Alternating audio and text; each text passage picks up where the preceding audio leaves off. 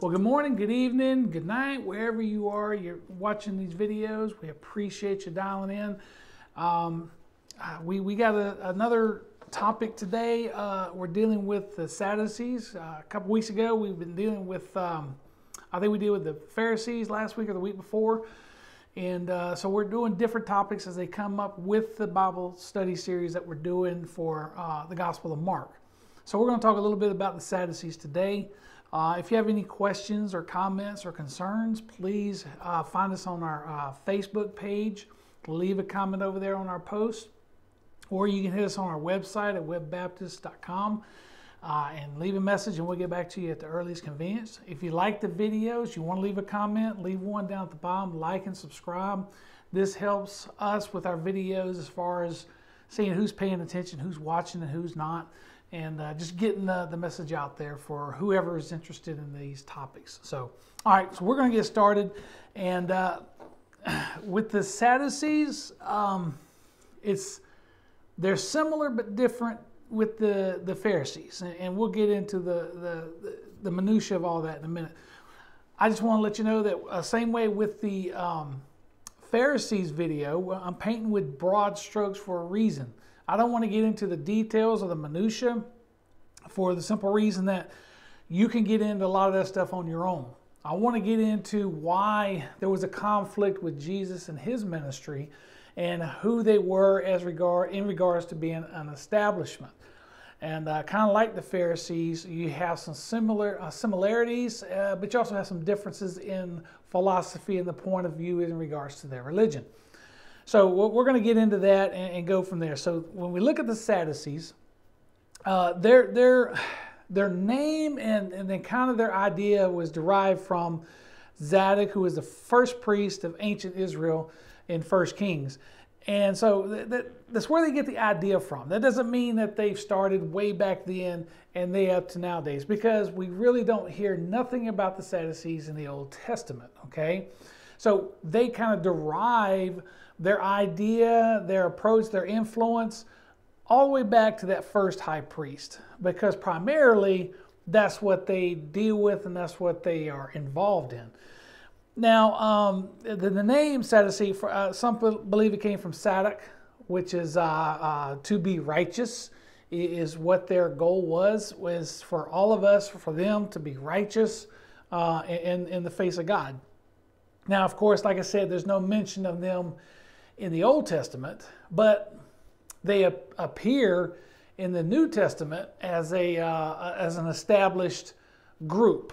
And I use that group term loosely because there's a lot of different aspects to this group, just like there was a lot of different aspects with the Pharisees. You can't really pigeonhole them into one single category because they have influence on several different categories, and we're going to get into that.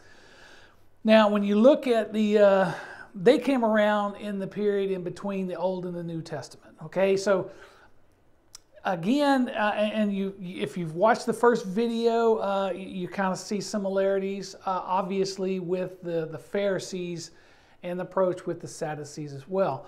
So they came around there in the Second Temple period, and that's in between the Old and the New Testament. Okay, so that's where they start. And so by the time Jesus' ministry starts in the Synoptic Gospels, we start reading those, the Sadducees as well as the Pharisees are kind of an established group, an established order in society, okay? So now when we look at the history that we got to go on with the Sadducees, I'm just going to be up front. There's very, very little that we can really study in regards to the Sadducees, simply because they didn't leave us much to know them by, and the sources that we do have on the Sadducees don't think highly of them to begin with. So when we look at the Sadducees, because they're very much all about the Torah, the 5 books of Moses, that's their foundation. That is not only their foundation, it's the walls, it's the roof, it's everything. And so, and of course, they're big on debate and discussion on scholarly stuff as far as the law, the routines, the rituals, and all of that stuff. So it's no surprise that there's not much left in regards to the Sadducees as far as written record. because most of what they did, I'd say 90% of what they would believe, discuss, debate, enforce, come from the Torah. So there's not much left. What we do have, as far as source material, comes from Josephus, the historian at that time, and he was primarily more the Pharisee side of things than he was the Sadducee. So he gives them a little bit of discussion, but he doesn't delve into the minutiae on them. The other sources are pretty much Christian sources, and as we'll see, that Sadducees come in direct conflict with Christian sources. So, and as we know with history, or we should know, history is written by the victors, okay? History is written in blood. It just is. The conquered people, they're conquered, and they're gone. Their record, a lot of times, it just doesn't survive time.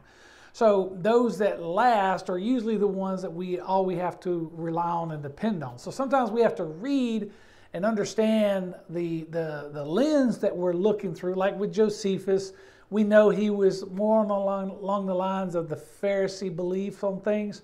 So when he tells us a little bit of information on the Sadducees, we kind of got to know that we're looking at that through jaded lens, okay? But again, we just don't have a lot of source material with the Sadducees. So now we look at the origin, like we said, Second Temple period is when that happened. And that was between 515 BC, till 70 AD, okay? That time frame we know for sure is when the Sadducees and the Pharisees were established in ancient Israel. So now, how did that come to be? Well, again, just like we talked about with the Pharisees, the Persian king Cyrus the Great, he conquered Babylon, and he let the children of Israel go back home. He told them, you can go back home, you can live in your land, you can build your temple, you can worship your God, but you cannot have a king. Okay, so they couldn't have a king. They're used to having kings, but they don't have one now. So who's going to fill in that power vacuum and can control the citizens and control the people? Well, that's where the priests and the rich people come in. Okay, those people with money. So in that power vacuum, the priests became the ones that were in charge. And then on top of that, you would have the client kings, the people, the puppet kings who answered to Persia and the Sadducees and eventually the Romans. Okay, so there's not a lot in regards to an actual autonomous power. All these people had to exist under the boot of the Syrian, the Sadducee, and eventually the Roman boot. And so during that time with the priests were in charge, and the Sadducees emerged in this because they were so closely knitted and so closely affiliated with the priest that they helped step in and fill that role. So that put all the power under the priestly and the wealthy people for the nation of Israel. So, and of course, then on 67 BC, King Antiochus IV ransacked the temple and tried to make everybody into do Greek customs and culture, and that Jews revolted against that, and with the Maccabean revolts and that kind of stuff. So the Pharisees were very much against the Greek influence on things. Okay, now the Sadducees, this is where there's a little bit of difference. First of all, of many things, Sadducees really didn't care. To the point that if I'm doing my religion, I don't care what I'm doing the rest of the other part of my life. Because with the Sadducees, the temple is where you did all the purification. The temple was where you did everything, where absolution is found. The Pharisees believed we can do this purification at home. We don't have to go to the temple. We can do a lot of these rituals at home. We don't need the temple. Okay, so there's a divergence of what needs to be done. Obviously, the Sadducees wanted people to come to the temple, because at the temple is where they can control things. They control the money, they can control the sacrifices, they can, by and large, control the people, okay? So the temple is very important to the Sadducees, because that's where they make their money, so they're tightly controlled with the priest and that kind of stuff. So anyway, so after that rebellion, and so we have these two groups, and And the thing you got to remember now, if I had to use an example, I would loosely base it on, if we look at here in the United States, we have two political powers, Democrat and Republican. If you're in a nation that has various political fractions or factions, kind of use that analogy. Both political parties in the United States are very influential. They have a lot of money and a lot of wealthy people who run them. Okay? And they have a lot of influence on the population at large. Okay? So that's one way that you can look at the Pharisees and the Sadducees. Now, keep in mind, they have a difference of philosophy and a difference in little things, but they agree on certain most things. Same thing with our political party. At one time, they weren't so diametrically opposed on every issue. Sometimes you couldn't tell between a Republican and a Democrat in the past. Nowadays, there's a lot more extreme that kind of pulls that message apart. But anyway, I digress. So when you look at these two, there's some areas that they agree upon, and there's some areas that they do not. For instance, the Greek culture. Pharisees wanted, Pharisees means separate, okay? They wanted to be completely separated from Gentiles in their beliefs and in just everything, okay? They didn't want nothing to do with their customs, their traditions. They really didn't want to trade or deal with these people, and they really didn't, quite frankly, like the Gentiles in their temple. So, but the Sadducees said, okay, that's okay. It's not that big of a deal because we got to work with these people. Bottom line is the Torah. It's all about the Torah. Now, we deal with the customs, and we're dealing with the Romans, and we're dealing with all these different people. We're dealing with the Greeks because of money. We can make money off of them, and that's fine. But we can still hold on to our religion. So that's where we are. Now, if we actually look at the Sadducees, and I'm looking at my notes, who were they? Well, and when I was digging through the source material, again, I try to paint with broad strokes, and I try to use sources that you could easily find if you yourself were to Google Sadducees. Some say they were a religious sect, but then there's some sources that say they had nothing to do with the religious sect. And what I mean by that is, for the most part, they provided much of the priesthood. The responsibility for the maintenance of the temple, because the temple was central to their argument, central to their beliefs. Responsible for performing sacrifices at the temple. Now, the Sadducees didn't necessarily, they weren't all priests, but they maintained a lot of the maintenance around the temple. They maintained, because the temple, again, like I said, is where everything takes place. You go there to be purified. You go there for absolution. You go there to sacrifice your animals. You don't do it anywhere else. You do it at the temple. And the Sadducees, that was their symbol of power, was that temple. They hitched their wagon, so to speak, to the temple. So if they had priests in there, that doesn't mean every priest was a Sadducee. Some of those priests had views of the Pharisees. So you had some that were Pharisees and some that were Sadducees. But overall, the Sadducees had a lot of control over the day-to-day activities in the temple. They were a political group. They were upper class, aristocratic, if you want to use that term. They administered policies domestically. They represented the state internationally with Rome and Egypt and some of these, Syria, some of these other provinces. So they were kind of the ambassadors that they would bring and they would use talking to other people. They had a majority in the Sanhedrin. The Sanhedrin, what is that? Well, that's kind of their court system over there, okay? So when it got to the Sanhedrin, that was kind of their mini Supreme Court. That's where the elders got together, and usually the elders were anywhere between 23 to 71, depending on how big the Sanhedrin was in that area. And they were appointed in every city, and they kind of had the final say-so on all matters based on the law, the Torah, the 5 books of Moses. So that's the Sanhedrin. So they also collected taxes. They equipped the army, well, auxiliary. They didn't really have an outstanding army, so to speak. They didn't have an independent army. Obviously, they were under Roman control. So when you look at the term army, for the most part, you're talking about auxiliaries, and that's pretty much what was in place during the time of Jesus.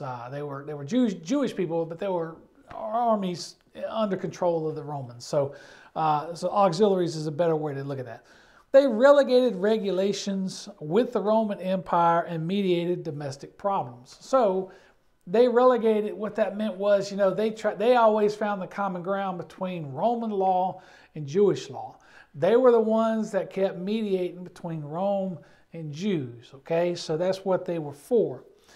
Now, the thing of it is, like I said, the Sadducees accepted Roman rule because it was to their benefit. So long as they were in power, they enjoyed Roman rule, okay? Again, broad strokes. They believed in a strict interpretation of the Torah. I've already said that. And they didn't believe in nothing else. Now, the Pharisees, if we go back and look at that video, if you remember that, the Pharisees believed in the Torah, but they also believed in the oral traditions, okay? So it wasn't just the Bible. It wasn't just the 5 books of Moses. It was also that oral tradition that's been passed down for generation, generation. That interpretation helps along, accompany with the Torah. Sadducees believe the Torah. That's it. Nothing else, okay?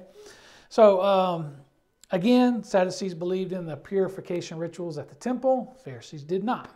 So, and the thing of it is, this is the most important thing. And this is where we kind of get into a conflict with the Christian message. They didn't believe in an afterlife.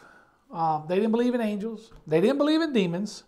They didn't believe in any rewards or punishments for death and no resurrection from the dead. So that belief has, and you probably ask them, how does God's people truly believe that if they don't believe in the afterlife? Well, they did. So, and with that conflict, well, Jesus' whole message was about the kingdom of God. Our fellowship with God is coming through the Holy Spirit and all of this. So there is a heaven, there is a hell, there are demons, there are angels. There was even some angels that ministered to Jesus. The Sadducees, on the other hand, they didn't believe none of that. So they were in direct conflict with Jesus from day one. Okay? So that's why the Christian sources in regards to Sadducees don't speak very highly of them, because they diametrically opposed just about everything that the Christian Bible is for. Okay, or what Jesus was for. So there is an afterlife, there is demons, there is angels, there is punishments, and there is reward, there is heaven, there is a time of fellowship with God, there is that coming kingdom, and we need to prepare for it. And the Sadducees were like, nah, none of that's coming. Okay, so now they also they believed in the virtue of debate and dispute over philosophy, which is one reason why they always wanted to debate Jesus on a lot of issues, primarily the afterlife. And we're getting into that in the coming episodes with the Christian, the Sunday school series. So they're wanting to always debate Jesus. They're always got questions. Of course, they're trying to catch him in something. And Jesus sees those traps all the time, and Jesus spoke with authority, which means he knew exactly what he was talking about, and they could never pin him on anything. Okay? Now, if we look at some of these, for instance, Jesus against the Sadducees, Jesus and the apostles. So we look at Matthew 16:1, asking for a miracle from Jesus, even though they had already been seeing so many miracles. So they were proving that they were spiritually bankrupt. They were asking for a miracle when Jesus already performed so many of them. Mark 12:18, they were trying to make Jesus choose between the literal interpretation of Scripture or the Pharisees' broader beliefs, marriage and resurrection. Jesus saw the trap, and he knew that, okay? And he told God is not a God of the dead. He is a God of the living. He didn't choose a side. He was on God's side. And both the Pharisees and the Sadducees forgot that. They were choosing their own side against each other, and neither one of them paid attention. None of them were on God's side. So Mark 12:28, which is the greatest commandment. And you remember how Jesus responded to that. Love God with all yourself, all your heart, all your mind. Second commandment, love your neighbor. Okay, so we remember that one. They didn't expect that answer. Acts 4:1, they were mad about Peter and John teaching Jesus' resurrection. Remember, they didn't believe in that stuff. So it's not about healing the man that they just did. They were mad because they were talking about Jesus was alive and that resurrection did happen. They were arrested for that principle, okay? Because they were saying that, not the healing. They forget the miracle of healing a man, okay? Forget about that. You spoke about resurrection. That is just impossible. So they arrested them on that. They had them arrested and brought before the Sanhedrin based on that argument alone. Forget the fact you healed a man. Forget the fact that 5,000 were saved before that arrest, which is awesome. But again, you're starting to see how spiritually bankrupt the Sadducees were at that time. They were all about what they believed, not what was in front of them. They didn't see the miracles because they were so wrapped around and they were wanting to preserve their traditions and abandon God altogether.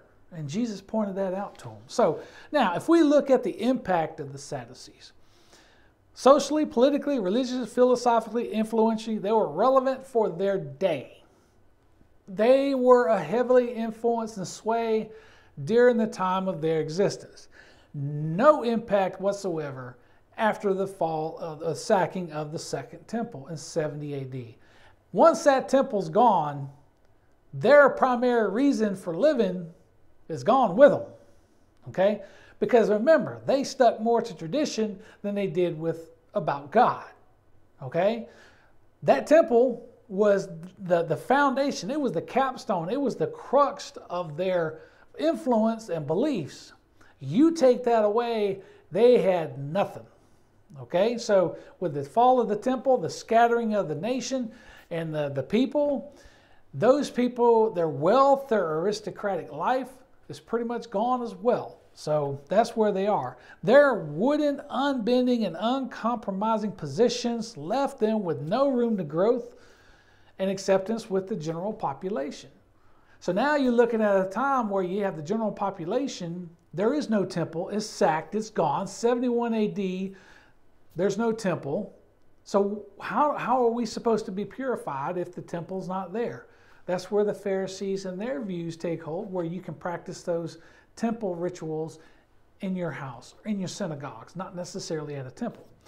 So that's what we're looking at with the two. So both were ruling class, both in control, both value the Mosaic law, but they do have some differences there. So, and the differences I've pointed out for the most part. They had a balance of power, but in the end, they were just so unwielding, unchanging in their beliefs.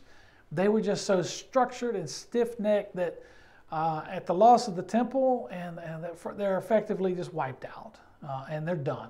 Unlike the Pharisees would develop and morph into what we have today as the rabbinic Judaism with the rabbis. That really comes from the Pharisees at that time, and it's morphed over time. Now keep in mind, that's not to say the rabbis that we have today are the Pharisees of yesterday. I'm not making that judgment there, so don't think that I am. I'm pointing out where the roots of one led to another. With the Sadducees, they had no roots to begin with, and they left nothing of their name after the fall of the temple. We have no record, and they have no existence, and they have no influence on history whatsoever. They stood against Jesus, and guess what? History made a mockery of them, and they were wiped out, and they're gone. Thankfully for us, the message of Christ is still with us today, and without it, we're not going to be able to survive. So, all right, I want to thank you for dialing in and watching the video of the Sadducees. I appreciate it. If you have any questions or comments, go to our Facebook page, leave a comment over there. Go to our website, webbaptist.com, or just leave a comment in the video below. And like and subscribe and help the channel anytime you can. I appreciate you dialing in, and I will talk to you again some other time. As always, get with the Bible-based church. If you can't be here at Webb Baptist, get in church somewhere you're at, because you're going to be a blessing to them as much as they will be a blessing to you. And you need to get involved in what God has planned for you, okay? Until next time, take care and God bless.